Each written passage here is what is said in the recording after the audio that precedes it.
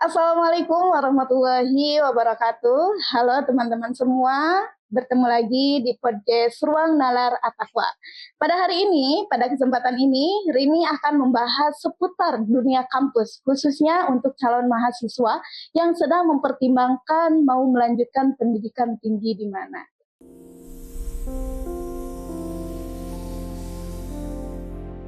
Di episode kali ini, Rini akan membahas topik yang sangat penting, khususnya bagi calon mahasiswa, yaitu tentang keuangan, perkuliahan, dan juga peluang beasiswa. Karena seringkali sebelum memutuskan kuliah di suatu kampus, banyak sekali calon mahasiswa yang ingin tahu bagaimana sistem pembayaran, biaya kuliah, serta apakah ada beasiswa di kampus tersebut gitu ya. Oke, sebelum kita ngobrol lebih jauh lagi, tentu saja saya ingin memperkenalkan narasumber kita hari ini.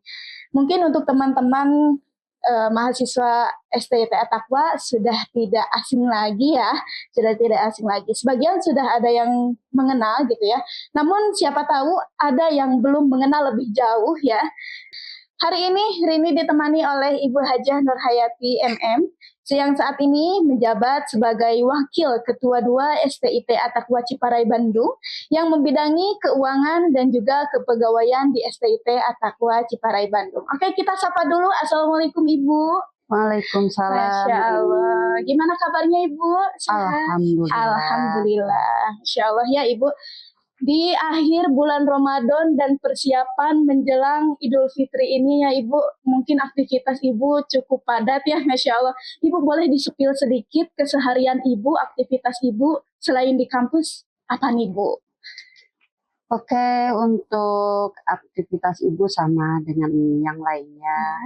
Ibu sebagai ibu rumah tangga, tentu di bulan Ramadan ini ada lebihnya mungkin ya, biasanya tidak membangunkan untuk sahur.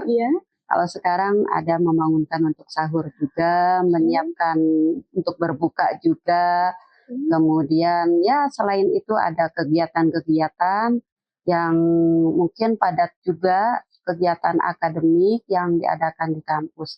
Sehingga sebagian waktu Ibu memang dihabiskan di kampus. Hebat sekali Ibu sudah bisa memprioritaskan gitu ya, mana yang utama gitu ya, mana yang prioritas. Terima kasih banyak Ibu sebelumnya sudah meluangkan waktunya gitu ya dalam podcast pada hari ini. Nah teman-teman, kalau biasanya kita dengar soal biaya kuliah nih, pembayaran atau beasiswa, kadang informasi itu datang dari teman atau bisa dari cutting ya, bisa disebut dengan kakak tingkat nih yang belum tentu jelas ya informasinya. Karena biasanya kalau mahasiswa sudah dengar kata pembayaran atau keuangan itu langsung deg-degan, wah ini berapa ya biayanya gitu ya, apalagi di perkuliahan tinggi gitu ya, apalagi di kampus gitu.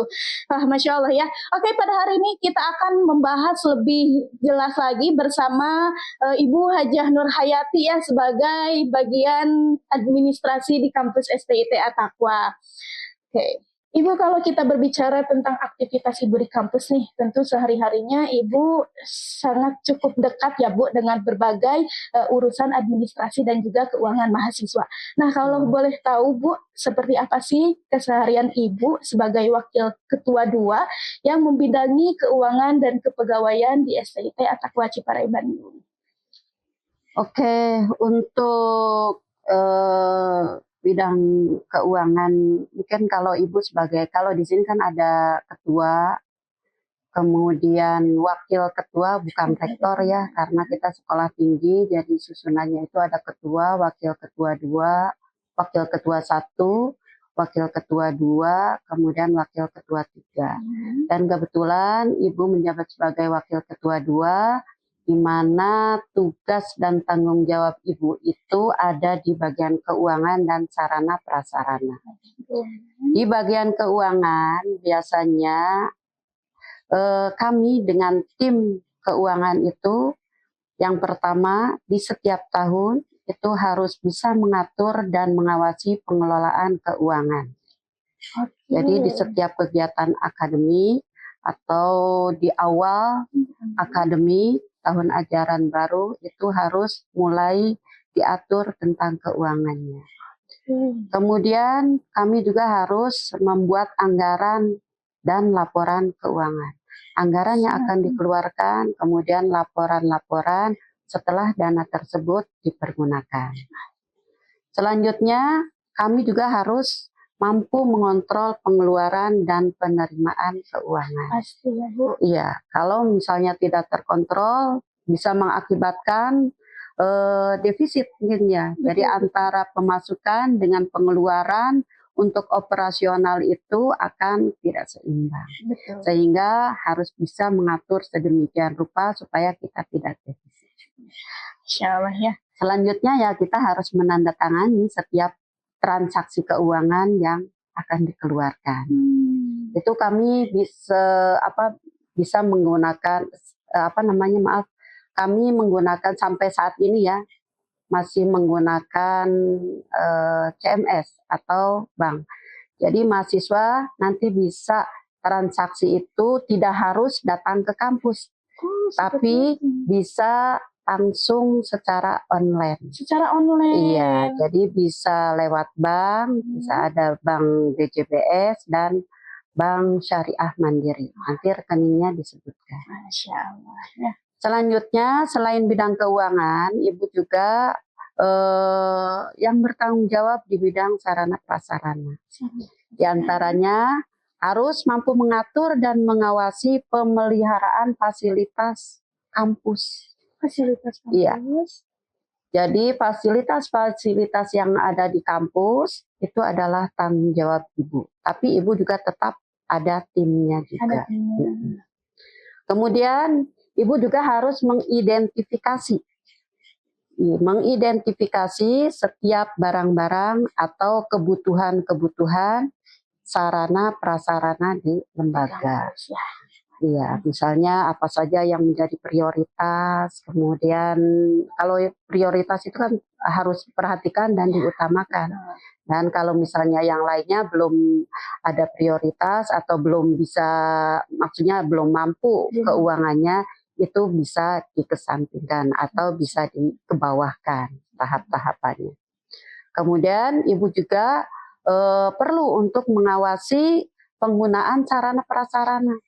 Jadi sarana prasarana itu tidak hanya berupa meja, kursi, bangku, kemudian alat-alat proyektor dan sebagainya di televisi, tapi termasuk gedung juga, sarana gedungnya juga harus Ibu perhatikan dan diawasi.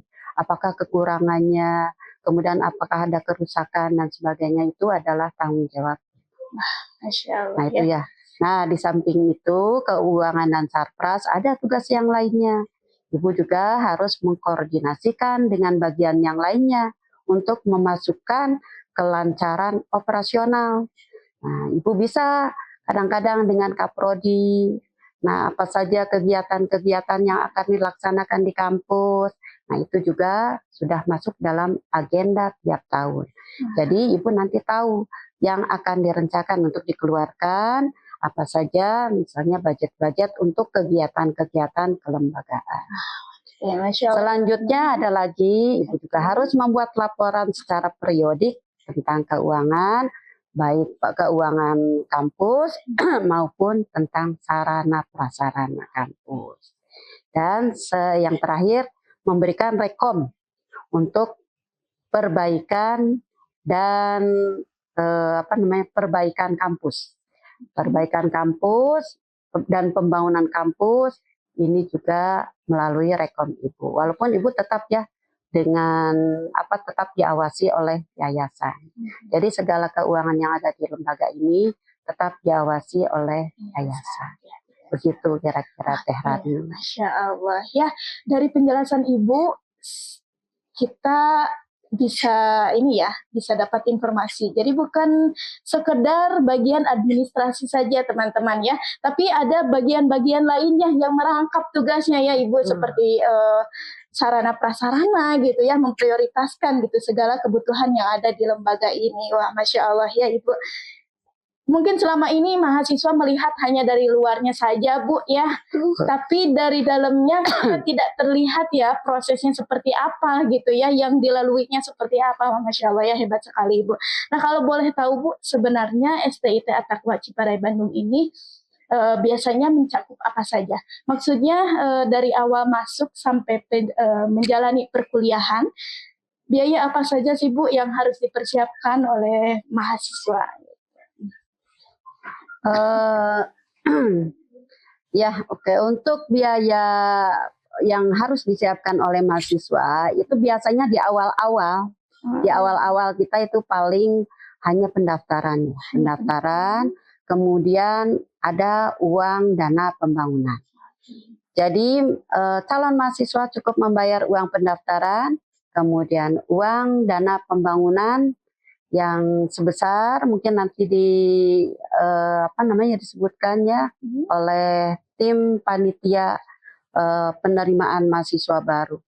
Dan uang tersebut hanya dibayarkan sekali. Hanya dibayarkan sekali saja. Jadi hanya pertama sewaktu kita masuk. Selanjutnya nanti ada biaya SPP yang harus dibayar tiap semester. Kemudian ada juga biaya UAS yang dibayarkan setiap akan UAS. Kemudian ada biaya-biaya yang lainnya, tentu setiap kali kita kegiatan itu pasti akan ada biaya.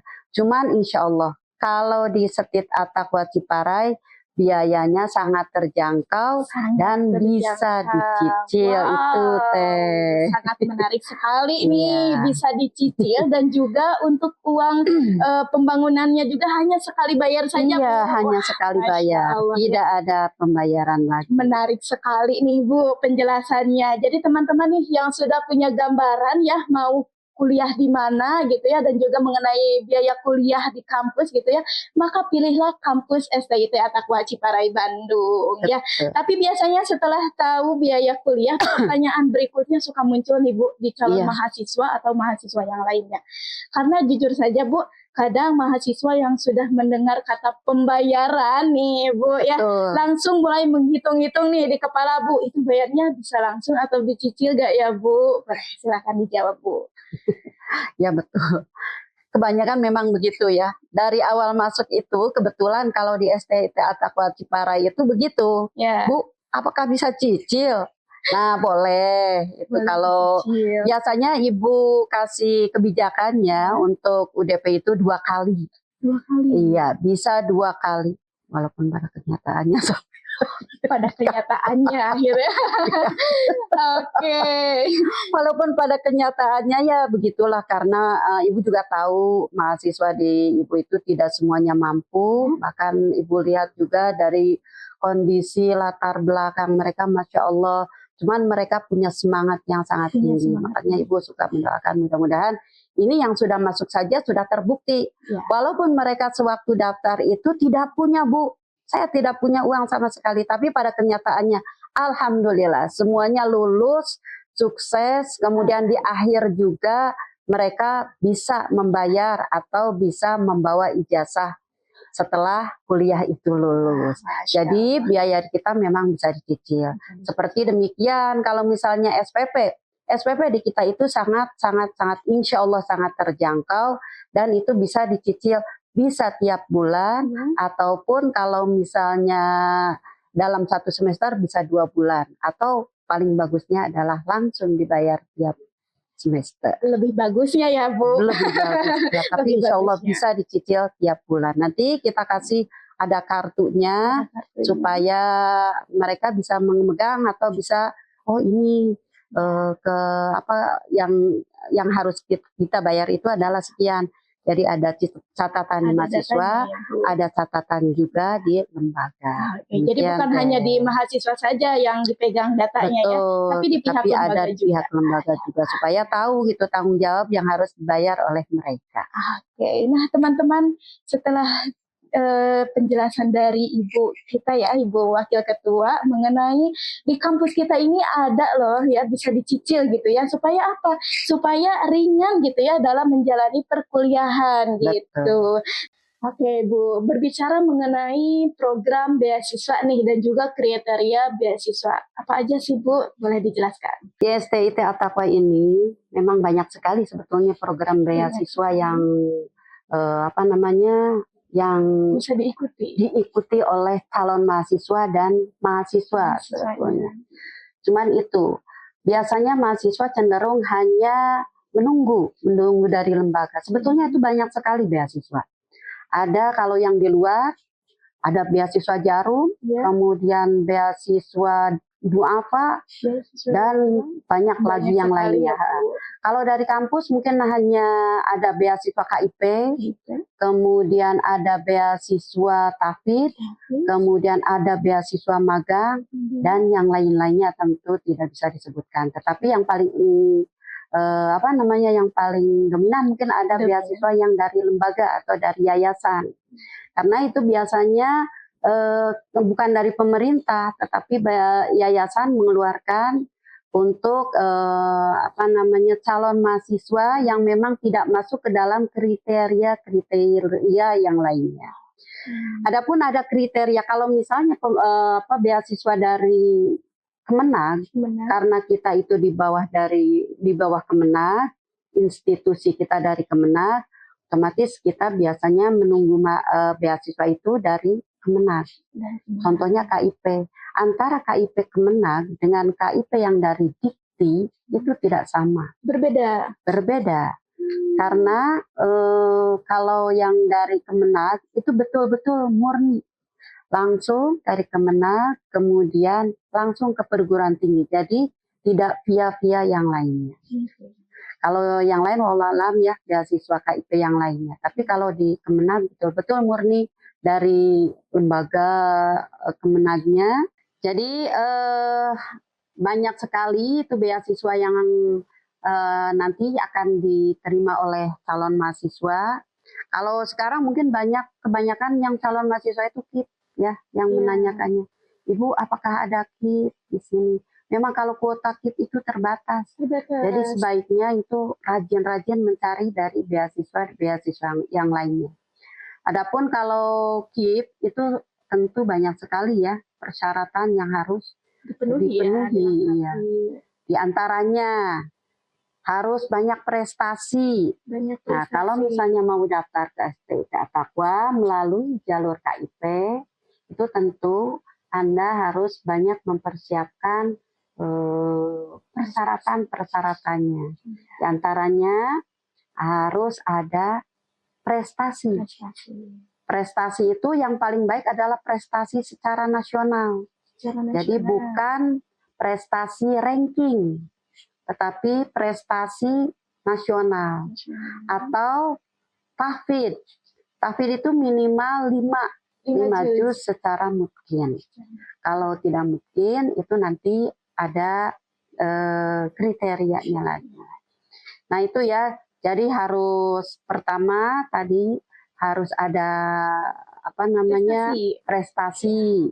Kemudian yang keduanya nanti kondisi rumah. Kondisi rumahnya juga harus betul-betul yang memenuhi persyaratan. Jadi nanti harus difoto atau kalau misalnya calon mahasiswa yang ingin melalui jalur KIP itu baiknya menyertakan foto kondisi rumahnya dari depan, kemudian dari samping, dari belakang dan tengah rumah atau ruang tengahnya. Kemudian harus juga menyertakan apa namanya keterangan tidak mampu. Bahwa calon mahasiswa tersebut betul-betul kurang mampu.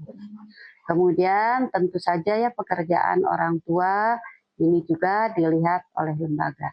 Nah selebihnya nanti ada seleksi juga di KIP tersebut. Ada seleksi juga. Betul Teh Rini.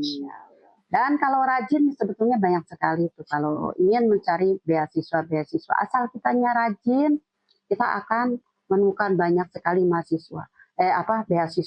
Ini ada juga contoh di mahasiswa kita yang mendapatkan beasiswa BESTI. Beasiswa BESTI. Iya betul. Beasiswa BESTI itu adalah beasiswa dari Bupati. Ini banyaknya adalah 5 juta atau tergantung dari keuangan lembaga, berapa yang dibutuhkan oleh mahasiswa tersebut. Nanti Besti itu akan keluar. Tetapi ini diurus secara mandiri, walaupun tetap ada rekomendasi dari lembaga. Tetapi mahasiswa mengurus sendiri. Lain halnya dengan beasiswa KIP. Kalau beasiswa KIP, semuanya diurus oleh lembaga. Begitu Teh Rini. Oke, Masya Allah ya. Dari penjelasan Ibu yang mengenai terkait beasiswa gitu ya. Teman-teman semua ya, jika teman-teman belum mendapatkan beasiswa di kampus ya, teman-teman bisa update lagi, bisa upgrade lagi, cari beasiswa yang di luar ya Bu. Betul. Karena banyak sekali sekarang peluang beasiswa gitu ya. Teman-teman harus lebih aktif lagi gitu ya, lebih rajin lagi cari informasi mengenai beasiswa di perguruan tinggi ya Bu. Oke. Penjelasan Ibu ini sangat jelas teman-teman ya. Sangat bermanfaat juga, bukan hanya untuk mahasiswa yang saat ini sedang menjalani perkuliahan ya, tetapi juga untuk calon mahasiswa yang mungkin sedang mencari informasi ini dan juga mempertimbangkan untuk melanjutkan perkuliahan di STIT At-Taqwa ya. Oke, karena obrolan kita tadi kita bisa melihat bahwasanya kampus berusaha memberikan sistem yang jelas, transparan dan berbagai penting dan berbagai peluang gitu ya yang bisa membantu mahasiswa agar tetap menjalani perkuliahan dengan baik. Terima kasih banyak Ibu Nur Hayati untuk informasinya gitu ya, yang sangat bermanfaat, yang sangat inspiratif dan juga memberi gambaran yang penuh mengenai administrasi ya Bu di kampus ini, di kampus biru tercinta STIT At-Taqwa Ciparai Bandung. Nah teman-teman yang sudah mengikuti obrolan podcast pada hari ini dari awal sampai akhir, semoga episode podcast Ruang Nalar At-Taqwa ini bisa menjadi wawasan sekaligus membantu menjawab pertanyaan bagi calon mahasiswa nih mengenai seputar dunia perkampusan di kampus ini. Saya Rini Susuldawati pamit undur diri. Wassalamualaikum warahmatullahi wabarakatuh. Waalaikumsalam warahmatullahi wabarakatuh.